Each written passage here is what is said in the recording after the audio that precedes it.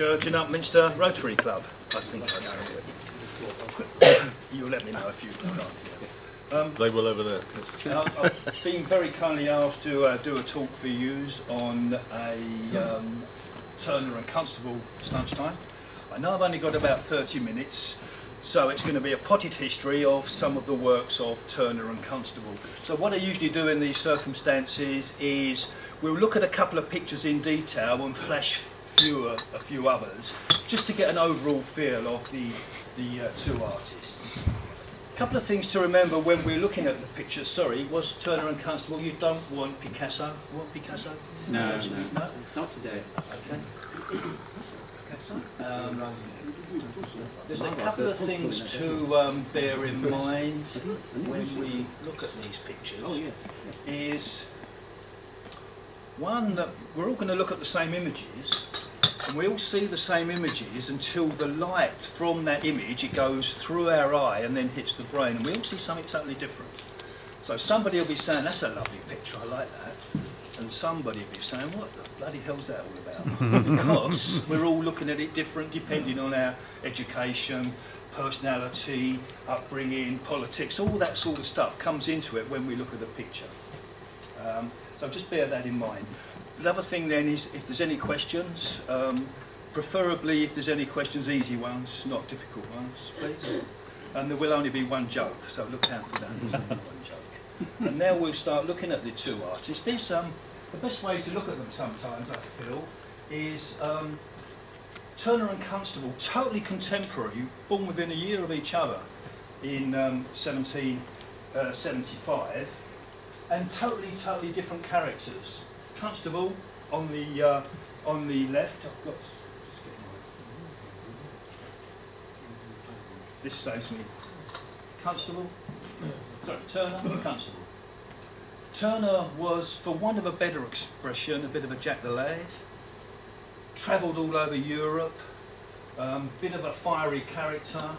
Constable never went out of England. Married.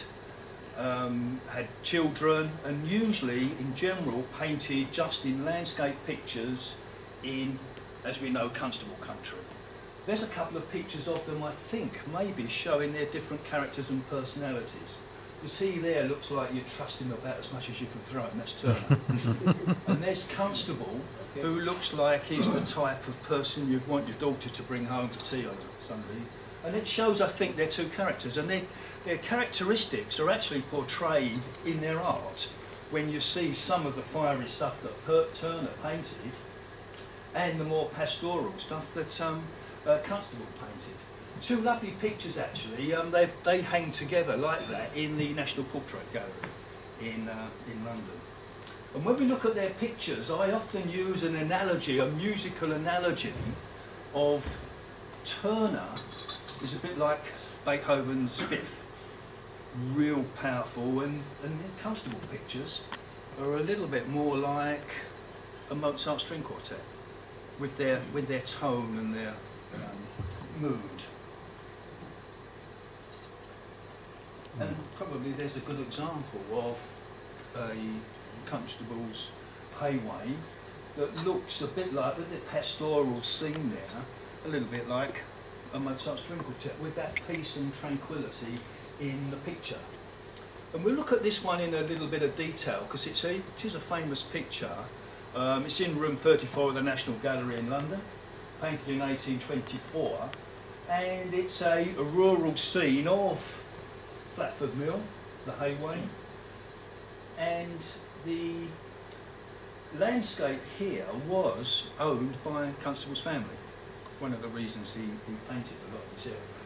But he never actually got on very well with the hierarchy of the Royal Academy, because the subject he was painting, i.e. landscape, wasn't a very high subject on the hierarchy of subjects, which would be mythological, historical, large pictures came first, then the portraits. Landscape wasn't seen as a valid subject at this period of history for the subject. But what it is showing, there's a few things here. One, it's a working landscape, because you can see the guys in the fields working in the fields there, and the hay wagon going through the water. It's a very rare subject in English art history. And the reason why the hay wain is going through the water is because it is high summer and they're working in the fields, and when it got really hot, the wooden wheels of the wagon would dry. And if they dried and shrank, then the metal protection around the outside of the wheel would fall off. So they would drive the wagon through the water to make the wheel expand. Originally, you can see a dark shadow there. There's a full-size sketch of this picture in the V&A, and in that full-size sketch there is actually a horse there. And what Constable had realised right at the last minute was that horse would block your eye from entering the picture, so he painted out the horse and put the dog.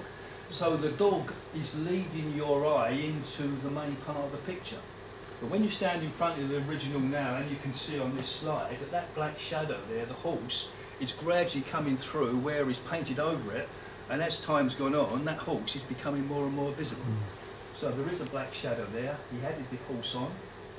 He also added little bits of red into the pictures. The fisherman there, there's a horse there, because red and green are complementary colours, so they would highlight the different hues of green. And of course you've got Willie Lott's cottage there, how times change. We was talking about this earlier before we sat down, that they can show how history can change. You can see in the picture, Willie Lott lived in that cottage for 82 years and never slept a night, not in that place, never went from the area. So there is, and what's really nice about this hay wain is you can go and stand at Flatfoot Mill now, and you can stand in that position and stand there and you can see that unfold. Just there. Okay, questions? Easy ones? Or Beethoven's Fifth. This is Turner. This is called the shipwreck. Slaves thrown overboard from the vessel with a hurricane coming on. And I don't know if anyone's involved with Lloyd's of London here, but what used to happen in these days, that if the ship was carrying cargo of slaves and they was lost on the voyage, then they would pay out the insurance claim, not with the bodies on the board. So what they would do, they would throw the bodies off when there was a storm coming on and collect their insurance. That's the material thing. Now the art thing about this is now Turner, the opposite mood to the hay wain, is showing the power and awesomeness of nature in that picture, where man is just quite inconsequential. He's also done some artistic sort of bit of artistic lying almost, because the way the sea split there is almost impossible, a bit like the maybe the Dead Sea or the Red Sea that was parted in the Bible. But he's done it there for artistic effect, so you've got all the people here being thrown overboard and the tumult and the vortex of nature going round and round. This is reflecting maybe a new movement in Western culture of romanticism, where you start thinking about, yes, the romanticism of nature, the power of nature is there. They started going across the Alps, and so he started putting also all these massive, fantastic colours into the picture. Did take a lot of criticism at the time because it was quite radical, quite modern, and the public actually didn't like some of these Turners that were showing these vortexes, and they were almost called throwing a tin of paint in the face of the public. There was some heavy criticism of Turner at some stage of his career. And there's another one showing the power of nature, the vortex of the sea, the wreck of the Medusa. There is a story, probably been discounted because he would have been about 67 at the time, that to get an idea of what these storms look like at sea, he tied himself to a mast of the cross-channel ferry and went across in a storm to actually experience it firsthand. But he was a bit economic with the truth sometimes, and so this was probably been disproved, but it's part of the mythology of the story of Turner and the way he was, the way he behaved, and the way he painted. he also took examples from other artists. This is a work by Jericho in the Louvre of the wreck of the Medusa, and the story is this follows on from the previous picture. The previous picture we saw the Medusa being sunk, and the story went that a lot of the people on that vessel was thrown onto the raft, and they was on the raft for about 28 days, and only about 4 or 5 survived because they was the cannibalism whenever they were eating each other. That's the story. This really happened in French maritime history, and they're waving there because that little dot there is the boat that's going to save them, and so their story got known. And so their Medusa is quite infamous in the history of French art. Turner took it on for English art, and it's also quite infamous in the history of the French Navy. And Jericho, going back to where people got their ideas from, a lot of these people actually on this raft don't look like they've been there not eating for 28 days, but he actually got a lot of his influence on the statues of Michelangelo, which he had seen, and he'd used those as guide drawings of the Michelangelo statues.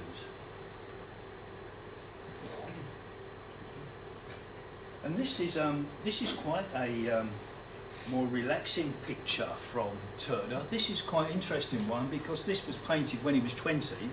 It's in the Tate Gallery in London, and it's his first oil painting. And so he went from style to style. We painted maritime, and we'll look at some other examples in a while. And as his career went on, he was trying to outdo different other artists in their mode. And so when he started, he was looking at Dutch marine art, and he started painting lots of his earlier pictures in this Dutch marine style. And there is quite a passive picture where he's using the light from the moonlight from there, which is getting also from an artist called Joseph Wright of Derby. So he was taking influences from various other artists in the past to actually create his style. And that picture is only about the size of a piece of A4. One of the problems with PowerPoint and things is you can't get an idea off the scale sometimes. So that is tiny. That is a tiny, tiny picture. And then the change of mood again. We're going to the V&A now, and this is the boat building, Flatford Mill. And there is this working landscape, this pastoral working landscape again of Constable. So again, he keeps with that pastoral mood, with the boat building, the River Stour, which lots of his works are based around, and the great fidelity he used in the way he painted the trees and the way he painted the skies. He would actually lay on his back and draw cloud studies for days on end, and then he would mark them, annotate them in his notebooks at what time, what wind speed, etc., etc. And if anybody is particularly interested in the works of Constable, the biggest collection of Constable stuff, paraphernalia, pictures, sketches, is in the V&A. Because when Constable died, his daughter inherited all of his palettes and his paints and his sketches, and when she died, she left it all to the V&A, the Victoria and Albert Museum. So there is a wonderful collection of his, sketches and whatever, all in that art gallery. So again, we've got the Mozart string quartet, and then we've got another beautiful picture of Dedham Valley. And what he would often do in his pictures is put Dedham Church right in the middle. So if you actually looked at a selection of his pictures, you would think there's about 8 Dedham churches, spires of Dedham Church. But he would use it, he would move it. In reality, you can stand here and Dedham Church would be about there. But he's just moved it, just to give it that perspective, bit of mathematical and human perspective in the back of the picture. Remember the haywain we looked at a little while ago? He's put the dog in the picture again to lead your eye into the main part of the picture. And there's the little boy in the red again. because that red and the green are those complementary colours.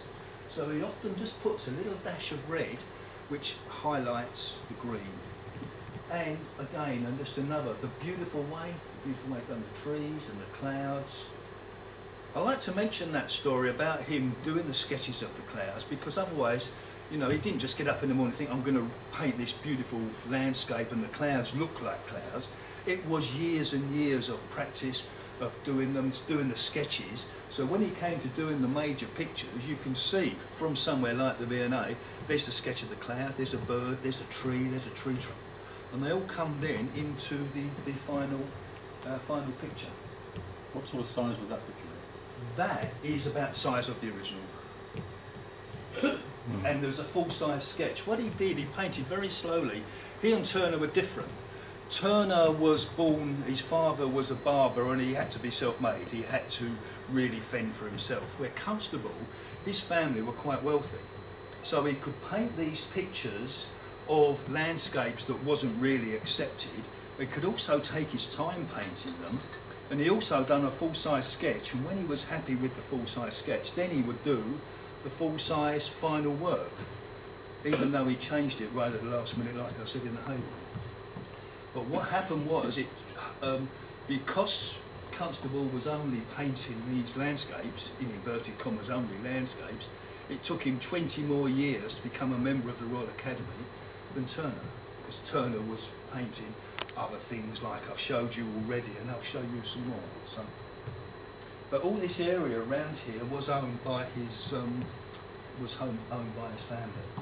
But often he would make them very dark clouds come into these pictures, because this was also reflecting that although this looks like an idyllic landscape, things don't change. They had unrest in the countryside because of unemployment, because of the new agricultural reforms that was coming in. They also, this was sort of 15 years after the Napoleonic Wars, when all the soldiers was coming home and had no work as well. So there was a dark side to these idyllic landscapes, which he reflected in them. And there's another, Dedham Vale. And again, different picture, but right in the middle, you've got another Dedham church. Just to show you that, you know, rather than me tell you, it's better to look at these pictures. So you do see lots of Dedham churches. Oh right, yes. This exemplifies again the difference of the two artists and Turner's sort of reputation around the time, because this is Turner's image of the Battle of Trafalgar, 1805. Now remember, these days we didn't have videos and they didn't have National Geographic and History Channel. To get an idea of what happened at the Battle of Trafalgar, Turner and Constable both went to Portsmouth to talk to the survivors, get the eyewitnesses' accounts of actually what happened. And so when they got these eyewitness accounts, Turner went and painted this massive picture, which is probably 4 times, 6 times, 8 times the same size of this board, of the Battle of Trafalgar. And he chose the moment when Nelson has just been shot by the sniper, just as the French ship here is surrendering. So he's captured the most intense and important part of the battle to put into his picture. But this picture was rejected by the government. It's now in the Imperial War Museum, but it was rejected because it didn't show the usual imagery that they expected in those days of their maritime battles, because what they wanted was that sort of picture, which is also by Turner, but he had to go back and repaint it and do it totally again in that way, which is now in the Maritime Museum, and again a massive picture. But what they wanted in general for their maritime art, and this was the form what they wanted to show you the boat, not just that compressed action, They also wanted it at sort of sea level so you could see all the heroism that was going on, and the survivors and the English flag and the people. The English sailors here are rescuing the French sailors, but the French fleet is still being annihilated.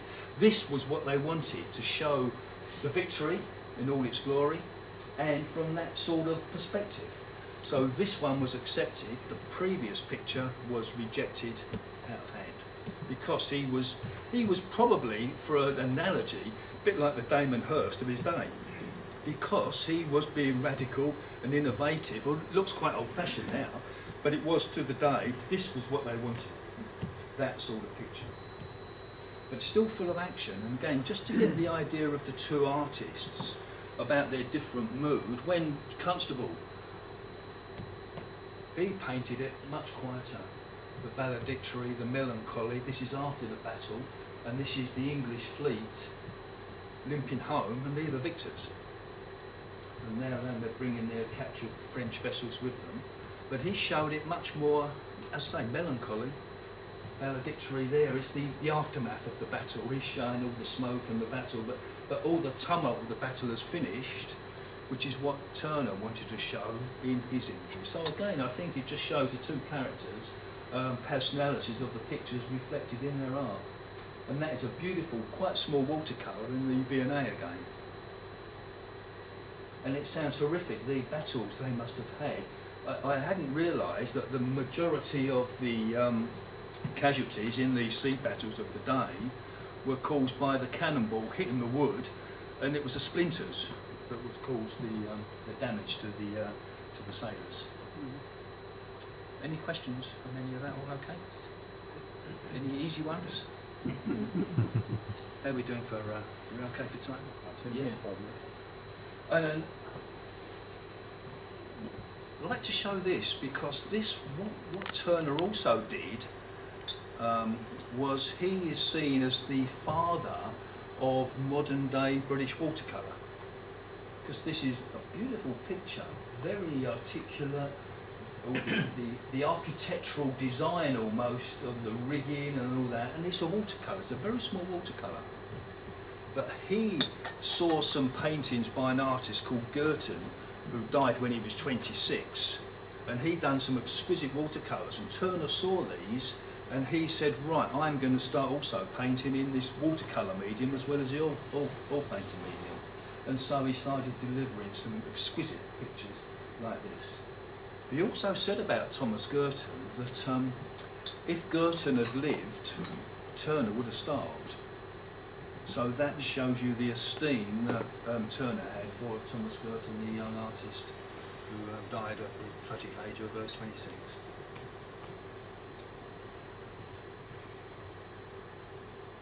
And then we've got the Constable again. And this is a beautiful picture. You'll note the dark clouds, the dark sea reflecting the sea, because this is Weymouth Bay. And this picture was when he was there, he went down to the south coast, I think it was the summer of about 1824, and there was a shipwreck just off the coast.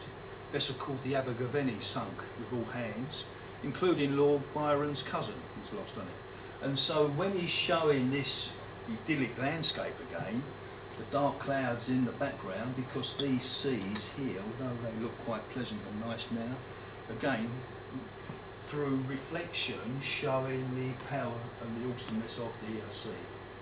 And this is quite an interesting picture in a way, because a big influence of the Impressionist artists, particularly Monet and Pissarro, were Turner and Constable, with pictures like this, because they, in 1870, Monet and Pissarro came to London to avoid the Franco-Prussian War, and they saw lots of pictures by Turner and Constable, including this one by Constable, with the clouds, the reflection in the sea, and the open, almost unfinished style what Constable had painted this picture in, and it helped to develop the Impressionist style, of which there are a few in there, but we can't.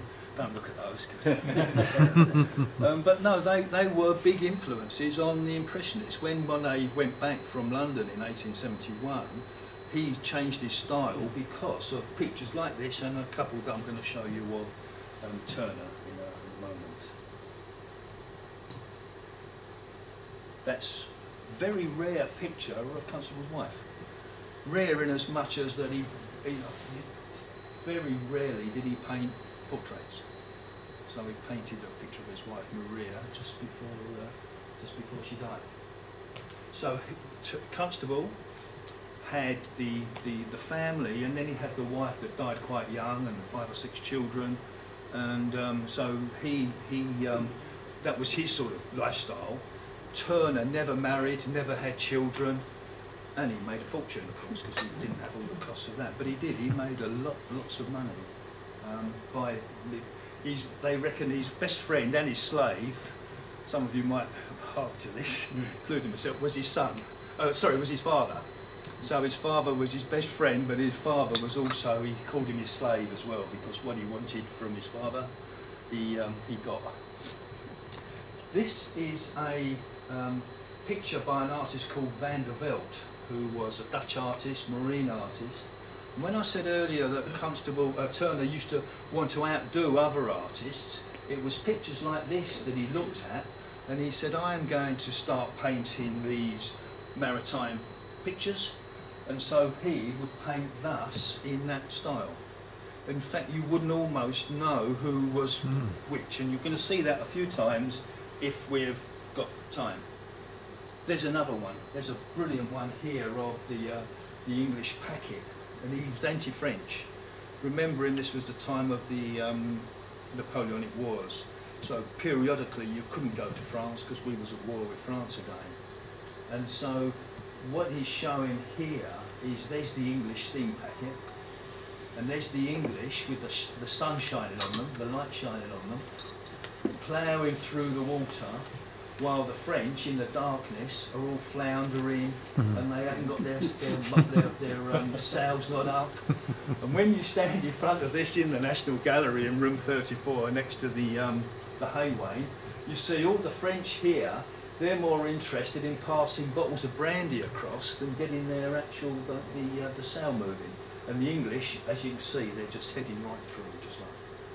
So again, it's an anti-French sentiment, which was around at the time because we was pretty much been at war with them for quite a while with Napoleon. Or you get Wivenhoe Park. Again, now you got those two moods again. You know, you've got the sea and the storms at sea, and men thrown overboard, and the French can't get their boat moving. Or you've got Wivenhoe Park painted by Constable, where every afternoon was a sunny afternoon, and all you do is go for a walk, look at the cattle, sun shining, and go and have some afternoon tea for 30 years. A bit like the Impressionists. Every afternoon was a Sunday afternoon, and they're down at the wine bar, and they're going to go fishing, and they're going to go boating, and nothing else happened. This is a beautiful work. This is the Fighting Temeraire in the National Gallery. Funnily enough, it's in room 34 of National Gallery again. For those that want to go and look at the best art probably in the world in one room is room 34 of the National Gallery. They've got all the Turners and the Constables and the Joseph Wrights. There's some exquisite stuff there. Including this picture, the Fighting Temeraire that vessel fought at Trafalgar. It was number 2 in the line to the HMS Victory, which was the first in the line. So the Temeraire here has been going down to Chatham to be broken up. That's quite a poignant picture in a way, because there is the old, and of course there is the new. The steam and the iron, which is going to supersede it. So Turner's aware of stuff moves on, stuff goes on. So the old is going to be broken away, but he's done this beautiful, beautiful sky with the reflections in the water, which would have big influence on the Impressionists. There's a star there, the reflection in the water And there's a ghost ship, look, there's a ghost ship in the background, almost saying that there is the ghosts of all the seamen that maybe died on that during the battle. So there's his little part to the past of those. And so, and what he would do as well, just so he would outdo anyone in the Royal Academy when they had their the opening days for the exhibitions, was he would put this picture in, and they was given a day to go. They called it varnishing day.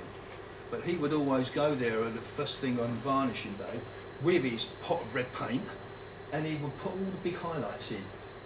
So it looked like quite an innocuous picture, and then he would go there and all of a sudden it would all come to life by putting that, because he had this drive about him, because he was going to outdo the picture next to it and the picture next to it. And beautiful picture there. Looks very much, I should put them together actually, similar to the HMS Victory boat with the watercolour. But this is a watercolour by Constable, where he's used in obviously the similar palette to Turner, because again they were totally contemporary. So they would see each other's pictures and bounce ideas off their pictures, even though they didn't particularly get on.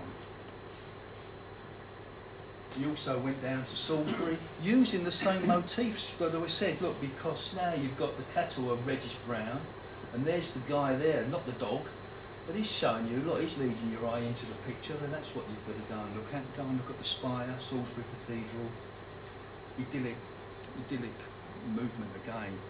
And an interesting story on this, that there is the sketch of this is in the Guildhall Art Gallery.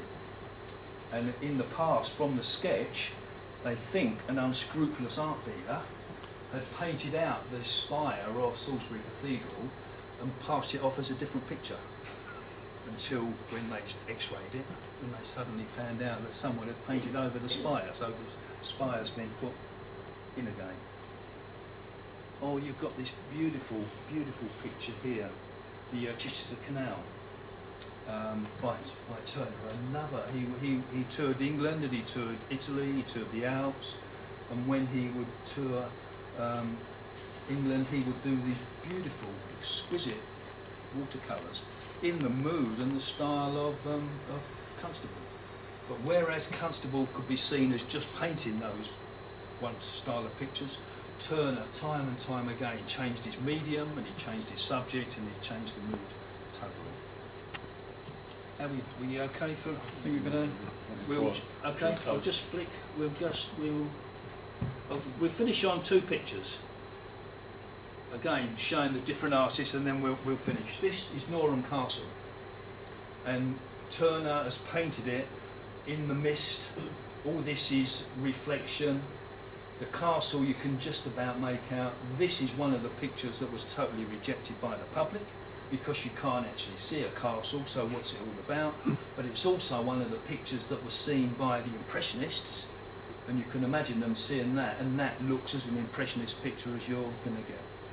So there is again a different mood, an English castle painted in that style, or you'll get Constable painting Hadley Castle in his own style. And he's done a few different things as well, because if you go to Hadley Castle, which you still can, and he's actually moved the towers nearer to each other, so you can see them. But he's still got the bit of red in there with the cattle, and he's got the darkened sky, brilliant atmosphere again, but still quite pastoral in comparison with the two. And I think I've run out of time. Okay. Okay? Thanks everyone. Hello, any questions? Yes, go. What do you consider makes a great artist? Because most of us here have been brought up looking at these paintings and being told how great they are. We haven't got a bloody clue. I can't even paint the front door. We're all told how great they are. Now, you could see the same painting painted by Joe Bloggs next door, and it would look just as good to us. Yeah. But the critics would... But the critics would say one's a masterpiece, one isn't. What makes it? There is no answer to that, other than what I said right at the beginning, where you're all going to look at a picture. It's in the eye of the beholder. And it's in the eye of the beholder. And there is a lot of hypocrisy about this as well, because we had this conversation earlier at dinner, at lunch, where they've just found a new Van Dyck. picture, okay? And it's now worth £1 million. Now, where it was, in this gallery in the middle of nowhere, if it hadn't been a Van Dyck, it was probably worth about £27.50. Okay? But now it's a Van Dyck, it's worth £1 million. But it's still the same paint on canvas. Yeah, but what I'm trying to get at is the so-called experts of today Yeah? have been brought up, same as we have, being told that so-and-so is a great artist, look at his great paintings. How the bloody hell do they know it's great? No, They've got they more don't. idea No, than it's we their have. view. No, I agree. No, there is no answer to it, because another example then is Jack Vettriano. We all know the works of Jack Vettriano?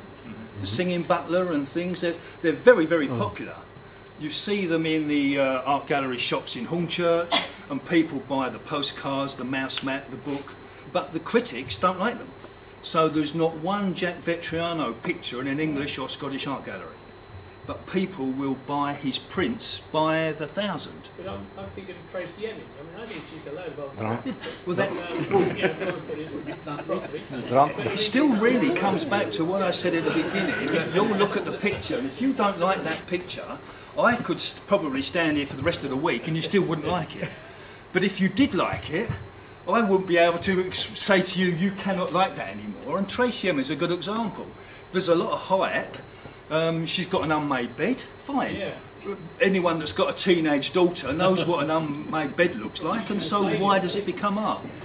The thing is, the philosophy is that there is no definition of what is art even. What is good art, what is bad art. There is no actual definition. In 1919, an artist called Marcel Duchamp got a man's urinal. He called it Fountain. He put it in an art gallery, called it Fountain, signed it S. Mott, and said that is a work of art. And so the argument is still ongoing with that. So I think sometimes Tracy Emin or Damon Hirst are 100 years behind the times, because Marcel Duchamp said there is the man's urinal, it's a work of art. Discuss. And we still are. There aren't any Lowrys. Sorry? There aren't any Lowrys in very many museums. There's going to be a Lowry exhibition Is in there? the Tate Modern in June. You Yeah. don't have many pictures though of Lowry, does this? Well, they're getting them all together. They haven't got. I think there's about 20 in the Tate, and they only show 3 or 4 at a time. But they'll all be there in June with collections from all over. Any other questions? John, can I call you for any? Indeed, Thanks, with please. great pleasure, Mr. President. Yes, and fellow Rotarians, your urinals apart. This has been a very timely talk, Christopher. These are two really the great artists of world class, who I think are grossly underestimated. And you've brought out really the fact that these two chaps painting at a time when the fit subject considered for art was nymphs and shepherds and stylised statuesque pictures. And here is Constable finding beauty in very ordinary scenes of life. And, well, Turner's in a different world. One thing I remember, you talk about Eye of the Beholder. I remember my first visit to the Turner room in the Tate Gallery. Right, yeah. And I found that mind-blowing, because you've got this fantastic display of very advanced impressionist paintings done 50 years or so before the Impressionists, the French, came along and said, this is how to do it. Of course, they were copying us, as you pointed out. But there we are. This is only this. There's nothing new in the world, is there? But you have Things don't change. You have indeed not. You've boosted our patriotism immensely, Christopher. Thank you for that. I'm sure Dennis will now go around and find beauty in all sorts of things, unmade beds or lavatories. So, He's going to start the Tracy Emin fan club. fellow Rotarians, could you please show our appreciation?